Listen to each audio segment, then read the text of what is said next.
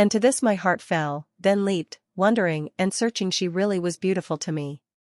But I sensed that I cared more about her than that. Have a seat, I said, and she sat down, right there, next to me. The chair across the table was now very empty.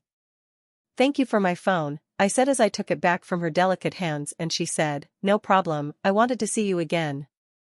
And she kissed me then, so stolen and sweet. My heart raced from her touch because I fueled it inside by thinking of maybe loving her, if by my attempt she could abide. But as I had met her in a bar, I thought to judge her loose until I realized how special I am, and how in that bar I was too. As if reading my mind, she said, is this really happening? But as is my nature, by her words I cringed and sought an ending. It was great, but just a hookup, right? I muttered, the word strange now to me, for on some cutting room floor I thought I saw an image of me. It was of me telling her, I think I am in love with you. While she glowed and said, I love you too, and then we lived in magic towns where all that is available to love is nurtured and given, and we sailed off into the sunset, hand in hand forever. She bristled, recovered, and then said, yeah, I guess, then looked away, and on her cutting room floor I thought I saw her drop the scene called Someday. My heart ached for how poorly Forever with us had started, and I realized that I was the hammer to all of my own brokenhearted. Anyways, well, take care, I guess, she said, then got up to walk away. But before she hit the door, I cried out, please, just stay. She turned back towards me, and so I got an automatic. My heart moved me forward on hidden cues of an Oscar scene worthy and so dramatic. I left my seat with a perfect glide. Was I in a movie, or were the movies in my stride? I took her hands in mine, so trembling I was. And she looked at me then with soft eyes. Wait, was that love? Changes had finished charging and let loose of my plug-in as this woman from the building of truth approached me for conversation. My circuits fired off with an interesting connectional brew as she came near and said, I have forever been chasing you. A cyborg like me, she had hoses and metallic beauty, but, as is my programming, I asked her simply why she had been after me. You left your heart, she said, to my confusion. I responded with, I do not believe a cyborg has a heart, I simply have circuits and DNA, blood and precise electrical fusions. She handed out to me then, the strangest thing, it was a red device, and with it she said I could call the world. I took it in my cyborg hands and cradled it gently like a magical pearl. It was red, as I said, and in old pocket-type shapes, and as I studied it, I saw it undulate. You can make it into whatever you want, she said to me then. It may be a simple device or your heart about to begin. I wondered about this too as it changed to hexagonal use, much more efficient for modern cyborgs to not lose. I calculated its radius and the length of a side. And wondered if I had enough information to decide, was it being shaped by me, and if so, what did this mean to destiny? Was destiny solely an invention of convenience to me? Was it a way to keep me from acting upon the logic of improbability? Was destiny unimportant to love's game, just a product of the spirit? Was the spirit important to feel deep love? And if that were so, where was the spirit of a cyborg's mind? If I opened all my circuits up, would I be able to find this elusive thing?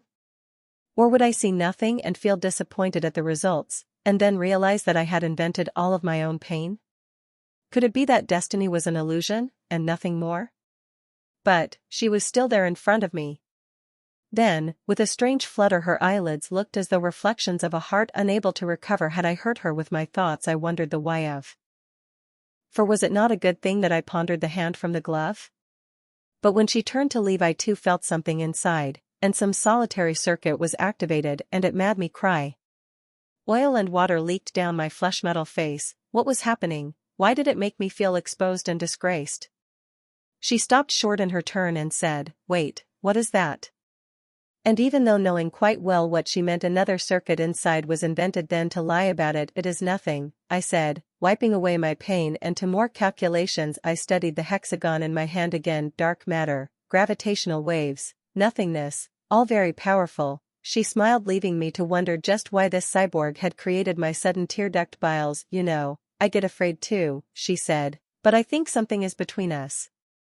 I heard you speak at the building of truth, and I was moved. You wandered in there, you know, we didn't force you. I nodded as I remembered, and she appreciated the DNA reference gesture.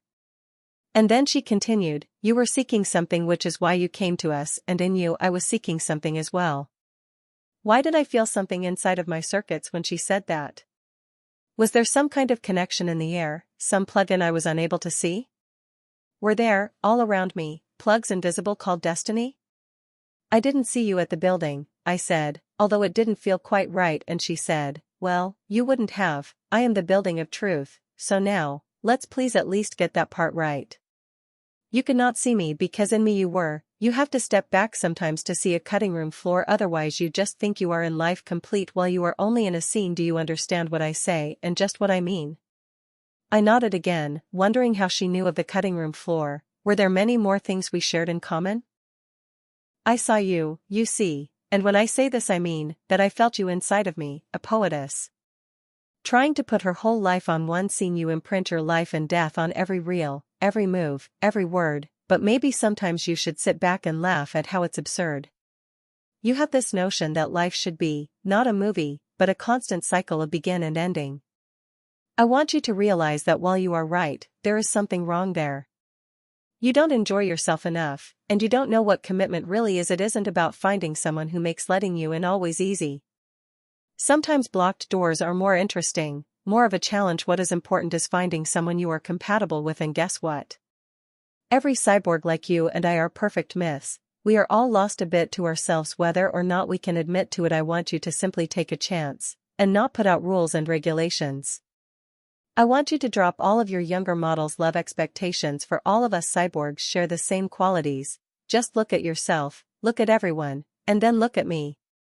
We shall not plug into each other because of love or destiny. We shall simply plug in because we have in the other some empathy. Do you like me so far? Do you think we can have fun?